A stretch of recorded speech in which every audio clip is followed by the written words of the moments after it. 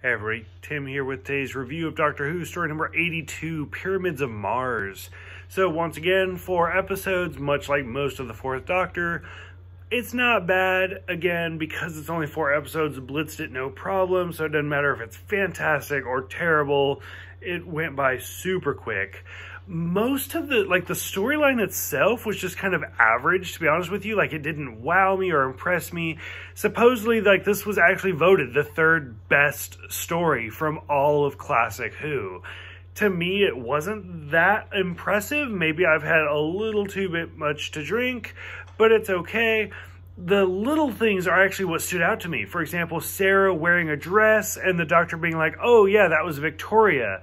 A fantastic shout out to Victoria Waterfield, which again, they don't really reference that many past companions. So the fact that he even said that, I was really impressed. He mentions how he's like 750 some odd years old.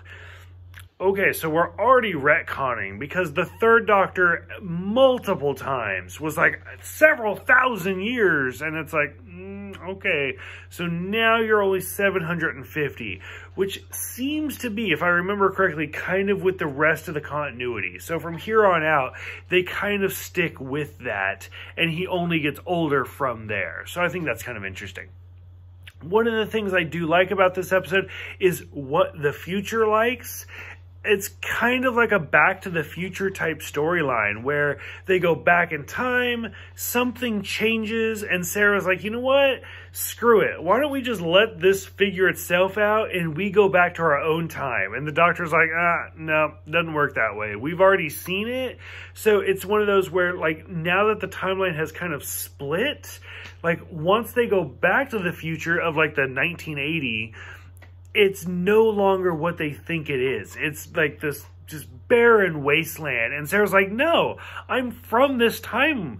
Like, it's not possible. And the Doctor's like, well, because we didn't stop this Egyptian god, that's what it's like now.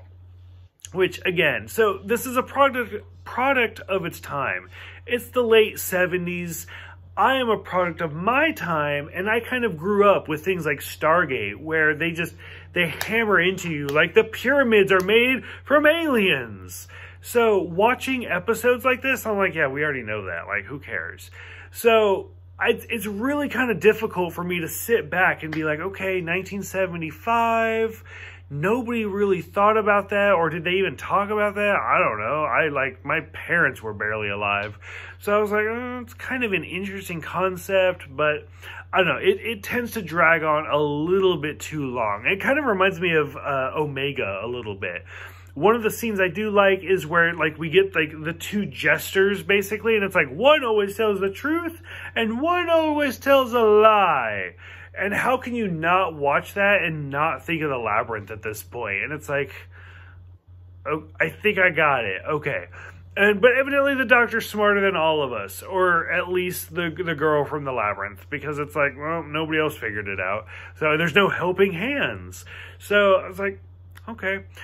Overall, it's okay. It's not fantastic. A lot of these, I kind of feel like we're in a little bit of a lull at this point, but I'm still really enjoying it. I absolutely adore the 4th Doctor. So what do you guys think about this one? Go ahead, let me know. Thank you guys, and I'll see you next time for the Android Invasion.